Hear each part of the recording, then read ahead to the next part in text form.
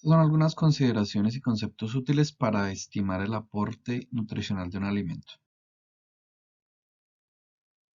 Los sistemas de valoración son las formas en que se expresa el contenido de energía y proteína dentro de una dieta o del requerimiento de un animal.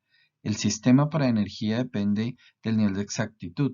Así, por ejemplo, energía bruta será menos exacto que energía digestible, ya que en la energía digestible ya se ha descontado las pérdidas de energía en las heces. El sistema es igual para la valoración de la proteína como proteína cruda, digestible y metabolizable. Esta es una vista general del metabolismo energético que nos sirve para entender los sistemas de valoración de los alimentos y los requerimientos nutricionales. Del total de los nutrientes contenidos en la ración diaria suministrada a un animal, hay pérdidas en heces, orina, gases, calor de fermentación y funciones de mantenimiento. Y solamente algo más del 40% del total de la energía incluida en la dieta llega a ser aprovechado para funciones productivas. El concepto de partición de proteína es en el fondo similar al de energía, ya que se tienen en cuenta pérdidas en heces, orina y fermentación. Sin embargo, los valores no son los mismos. Al hablarse de proteína cruda, se habla del contenido total de nitrógeno en una dieta multiplicado por 6.25. Al hablarse de proteína digestible, el valor será menor que el de proteína bruta, dado que ya se descuenta el porcentaje de proteína que ha perdido en las heces. En este sentido, el concepto de nitrógeno metabólico fecal endógeno indica que no todo el nitrógeno que se pierde en heces era del alimento, sino que una parte también proviene de la descamación de células del intestino, fluidos corporales, enzimas, pelo, que básicamente es proteína.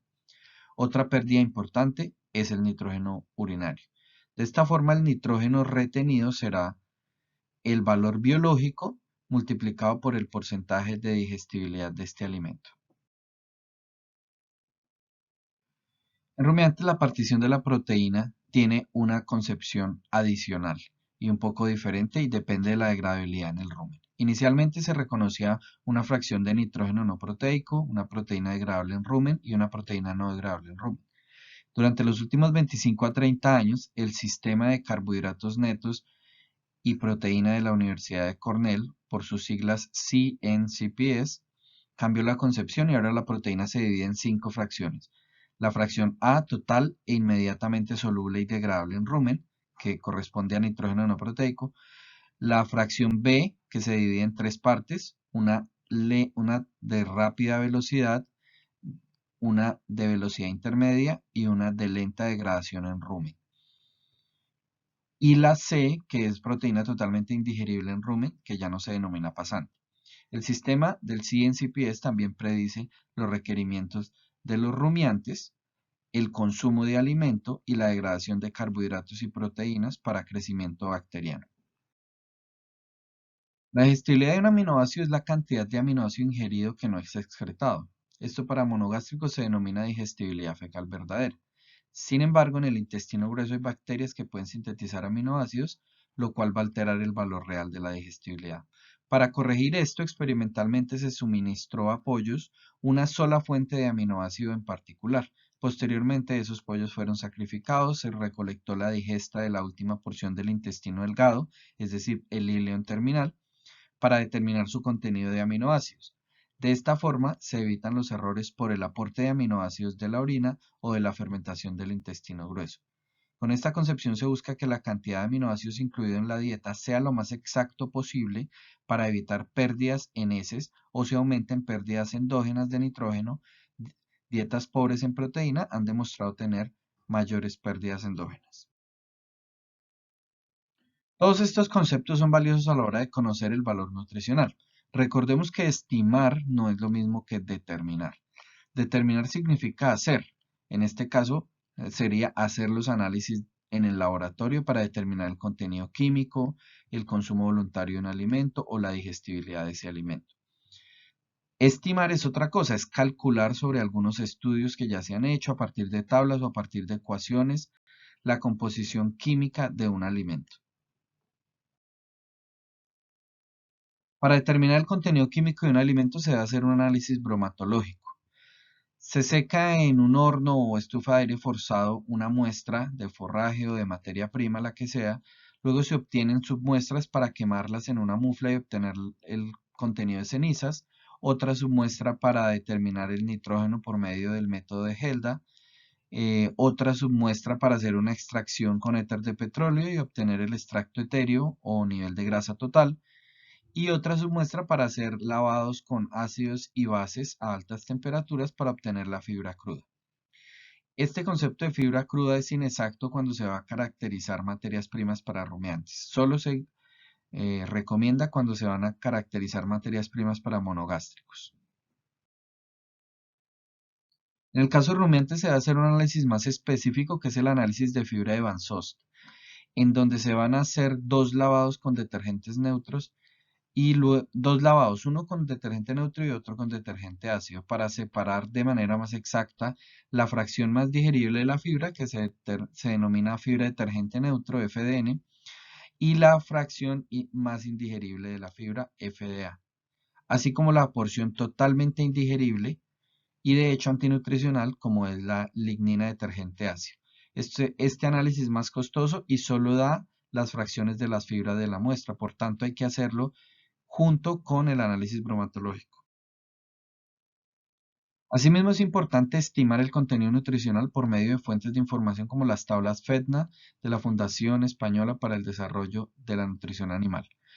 Tiene varias ventajas, está en español, trae una reseña sobre cada materia prima, trae la composición química en varios sistemas de valoración energética y proteica, pero tiene una desventaja y es que incluye algunas materias que solo se utilizan en ese país o solo se utilizan para la producción específica de concentrados.